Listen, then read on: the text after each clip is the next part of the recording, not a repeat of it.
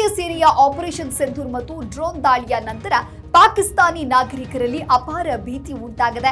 ಪಾಕಿಸ್ತಾನದಲ್ಲಿ ಅಡಗಿಕೊಂಡಿರುವ ಭೂಗತ ಪಾತಕಿ ದಾವೂದ್ ಇಬ್ರಾಹಿಂ ಕೂಡ ಭಾರತದ ದಾಳಿಯಿಂದ ಕಂಗೆಟ್ಟಿದ್ದಾನೆ. ಗುರುವಾರ ರಾತ್ರಿ ಭಾರತೀಯ ಸೇನೆಯು ಲಾಹೋರ್, ಕರಾಚಿ ಮತ್ತು ಇಸ್ಲಾಮಾಬಾದ್ನಲ್ಲಿ ಡ್ರೋನ್ ದಾಳಿಯನ್ನ ನಡೆಸಿತ್ತು. ಆದ್ದರಿಂದ ಪಾಕಿಸ್ತಾನವು ಭೂಗತ ಪಾತಕಿಗಳಾದ ದಾವೂದ್ ಇಬ್ರಾಹಿಂ, ಛೋಟಾ ಶಕೀಲ್ ಮತ್ತು ಮುನ್ನಾ ಜಿಂಗಾ ಅವರನ್ನ ಸುರಕ್ಷಿತ ಸ್ಥಳಕ್ಕೆ ಸ್ಥಳಾಂತರಿಸಿದೆ. ಭಾರತದ ಭಯದಿಂದ ಈ ಮೂವರು ಭೂಗತ ಪಾತಕಿಗಳು ಪಾಕಿಸ್ತಾನದಿಂದ ಬೇರೆ ದೇಶಕ್ಕೆ ಪರಾರಿಯಾಗಿರಬಹುದು ಅಂತ ಹೇಳಲಾಗ್ತಾ ಇದೆ. ಇನ್ನು ಮೂಲಗಳ ಪ್ರಕಾರ ಭಾರತೀಯ ಭದ್ರತಾ ಸಂಸ್ಥೆಗಳು ದಾವೂದ್ ಇಬ್ರಾಹಿಂ ಬಗ್ಗೆ ಹೊರಬರ್ತಾ ಇರುವಂತಹ ಸುದ್ದಿಗಳನ್ನ ಗಮನಿಸ್ತಾ ಇದೆ.